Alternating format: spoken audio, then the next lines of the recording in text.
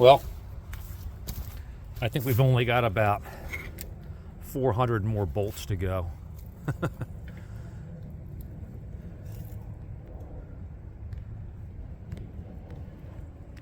Pretty cool. The attachment's very basic. You can kind of see down here, there's a pretty thick steel plate under here that holds the rail joints together. And it's a total of actually 8 bolts, 4 that are mounted inside of the bunk channel and then 4 on the outside. So I'm not going to go through every one of these, but I just kind of wanted to show you, those of you who are curious about how the assembly is. Pretty straightforward. Stay tuned. We'll see if it remains straightforward for the rest of the job.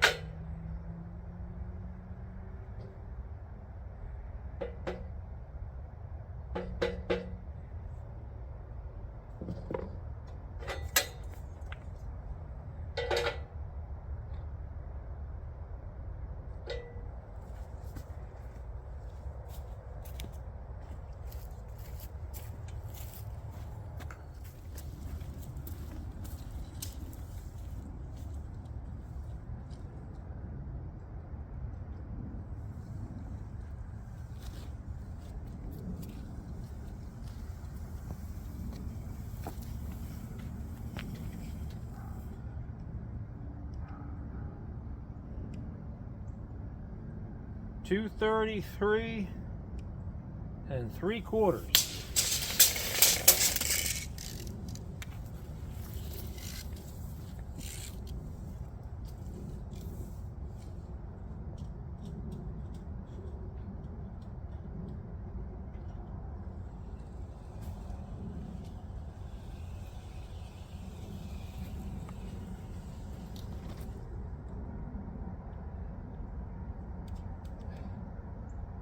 233 3/4. Wow, that never happens. I'm happy with that. Time for a break. So just a little update, kind of beginning the mindless task here of assembling, heavens, I think maybe 18 or 24 of the feet that are going to connect the tracks that we just built, the sawmill tracks, to the base. And basically, this is what I'm installing here. It's a flange with a bolt that goes through the bottom, and what you end up with is a nut that holds it on there. This nut is actually going to sit under the track, and then there's another nut on top. So you can, by adjusting these two top nuts, you can raise and lower the tracks to get it level. We're going to use the laser again to set the tracks level. But anyhow, I've got a bunch of these to put together. It's one of those great end of the day tasks. So just quick update, everything's going really well so far. I'm beyond impressed with the quality of the materials. This is an entry-level sawmill. My expectations weren't really high, especially based on what I was reading online from other mill owners who purchased something at this level, not Woodland Mills. I mean, generally I've read really good things about Woodland Mills quality, which is why I chose them. But people have posted comments or in the different forums that they were missing a bunch of bolts and nuts, and I went through everything, and I had everything that I was supposed to, and then some extra pieces as well. So very happy with everything so far. You can just I just showed you, the construction of the feet here, but nice thick steel, and nothing seems flimsy. These are the log stops that will go in. These will rest vertically at the ends of the bunks to hold the logs in position. Nice thick steel, and everything is smooth, like where they made the cut and did the machining here. A lot of times, poorer quality, you'll have burrs and sharp edges. It's all nice and smooth. So, like I said, so far, everything is really very satisfactory. Building the track went really well. I took my time. I had to spread it out over a couple of days. I was just working on it at about an hour a time, and then we've had showers intermittently the last couple of days. So, I'm just trying to squeeze in what I can in between the raindrops. And we've got more rain. Imagine that, more rain predicted for the next 2 or 3 days here in southeastern Pennsylvania. So we'll do what we can. But, right now I'm very, very happy. So the next step will be to get all the feet installed on the rails. And then once they're loosely installed, we're going to lower the tracks onto the base of the sawmill, the metal, or excuse me, the wood base that I built. And then we'll kind of recheck everything. You saw me taking some measurements, diagonal measurements, to make sure they were equal, and also to make sure that the rails were exactly the same width. The ends of the outside edges of the rails were the same width the whole way down the track. So we'll make sure that nothing's changed. That's coming up next. Stay tuned.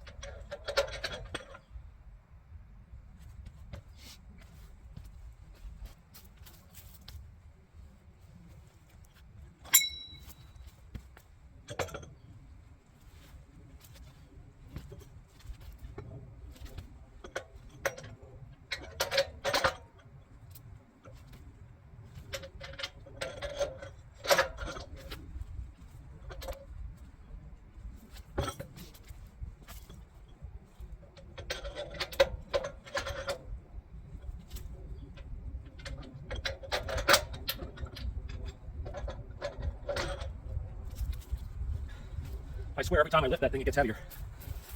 Probably a good thing.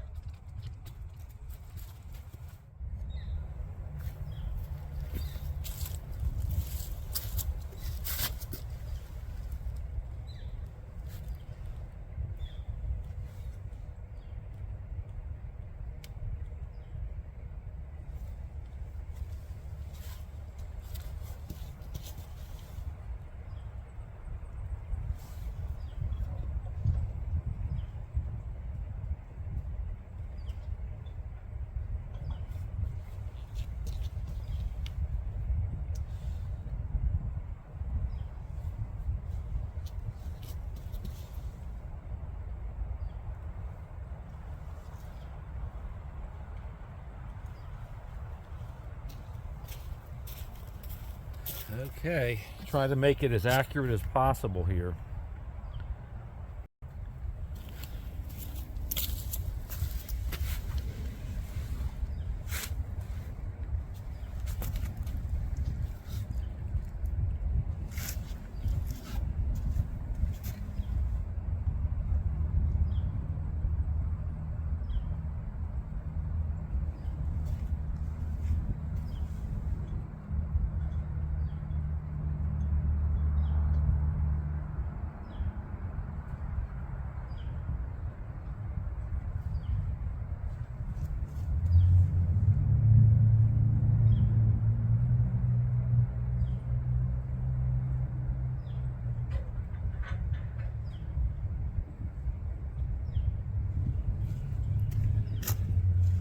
All right, well, we're trying to be as accurate as possible here. So what we have is the laser level set up right here. And we're just shooting a perfectly horizontal line right across the top rail here. This top front rail, it's hard to see because it's a little bright, but it actually hits also the top of that back rail. So we're just trying to, do this in as accurate a way as possible to minimize problems down the road. I actually invested in this, I think it's pronounced HUPAR, rotary self-leveling laser level.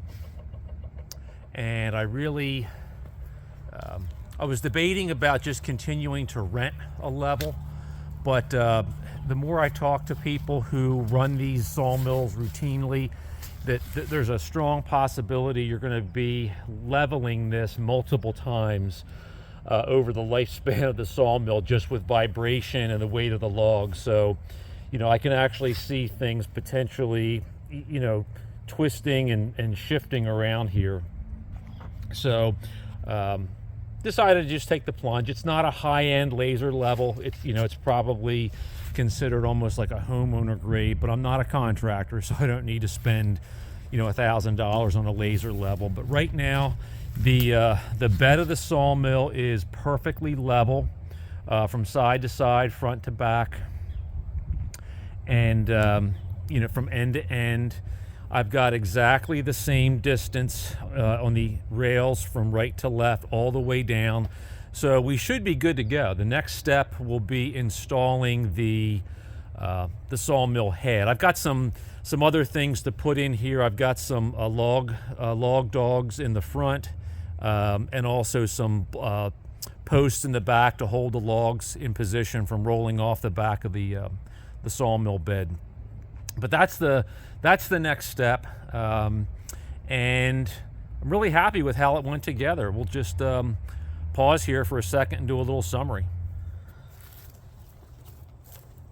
So just to summarize, oops, I still have my laser protection eyeglasses on there, safety glasses. So in summary, the building of the sawmill base and track, I thought it was going to be really complicated. It actually was super simple. The directions from Woodland Mills were outstanding. I love stuff like that. I remember as a kid playing with an erector set. For those of you who are at least my age, if not older, you remember erector sets. And that's basically all this is. It's just a big erector set. Take your time, lay all your bolts out, read the directions carefully, and honestly, if it hadn't been for having rain and maybe every other day for the last 2 weeks, I probably would have put this thing together in about maybe 4.5 hours. But I'm really happy with it. The quality is way beyond what I had expected. And I mentioned that when I was working inside the garage, putting some pieces together, some sub-assemblies. So I'm really, really tickled with the quality. The instructions were great. So the next step is going to be building the sawmill head and then bringing that out here with the tractor and loading that on. So hopefully, if we can get some dry weather, we had about 2 inches of wet snow and rain at the end of this current week here. And we just cannot seem to get through more than 3 or 4 days without a significant amount of rainfall. The whole property is nothing but mud. So I'm very reluctant to get the tractor out right now. But thanks for watching on this edition of the sawmill shed build / sawmill build. And so stay tuned for the next one. Like I said, we'll be getting the saw head on and hopefully making some sawdust soon. Please subscribe to the channel if you haven't done so. Give us a thumbs up and share the video with your friends. Until next time, John here from Catbird Hill. Take care.